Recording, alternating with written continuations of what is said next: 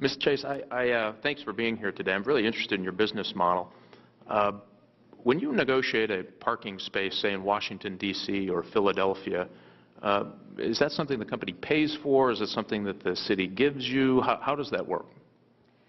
That's a jurisdiction-by-jurisdiction thing that's typically done through an RFP. All right, so you compensate on most cases, or are they given to you in most cases?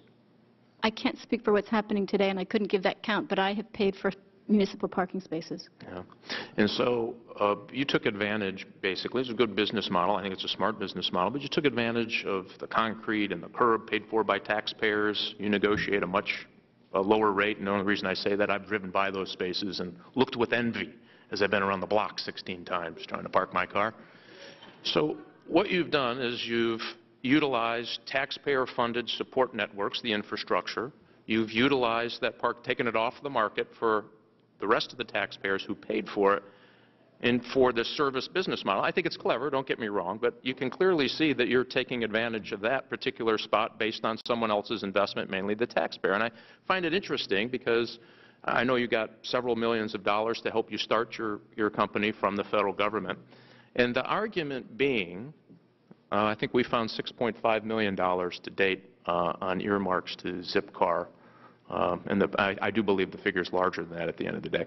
So, but here, let me make my point, and then I'll certainly get your response. So you understand why I think advocacy is important and why we should understand advocacy and why people take position. I mean, your company did well. It was certainly helped financed by the federal government. You're taking advantage of taxpayers by using their infrastructure and making money off it. Hey, if you get away with it, God bless you. I'm for it. It's capitalism. But now you're saying we want to do the same thing to the Internet. We want the government to come in to protect me so I don't have to pay for the expansion of the Internet that we know should happen based on hopefully what we see as increased volume and more businesses coming into the Internet. And so that's the part that I find confusing about your advocacy is that, I mean, clearly your business model heavily weighted on subsidies, especially by taxpayers. Let me just correct a couple of things. I was CEO for the first 3 years, and the first 3 years we took absolutely zero government dollars. As to parking spaces, parking is grotesquely underpriced everywhere. Citizens park for free on street generally, and if you were to rent that parking space, it would be $3,000 a month. So it is certainly by no means, I would feel it was uncompetitive that we had to compete with free on-street parking given to residents, and we could not access that. I'm not sure where the free on parking is, but you ought to try putting the quarters in. You better bring about 8,000 pounds of quarters in Washington, D.C. But I will just say... So this is not the argument, but to this other piece, so I do not think at all that we have sucked at the government tit in any case. I would say, though, that when I look at market, I have written here that market signals are driven by demand and by competitive pressures, and we can look to what we were talking about, which is that the access to an open internet is gated by two major companies.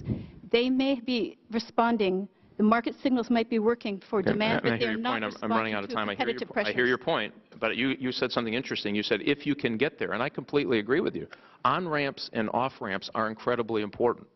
My fear is, and Mr. DeRigia, if you can follow up on this, if we have now purposely, because the government now comes in and makes everything nice in theory, and they decide who wins and who loses, why in God's green earth would you invest in new on-ramps and off-ramps for the Internet? And Mr. DeRigia, could you just answer that? I see my time is almost up.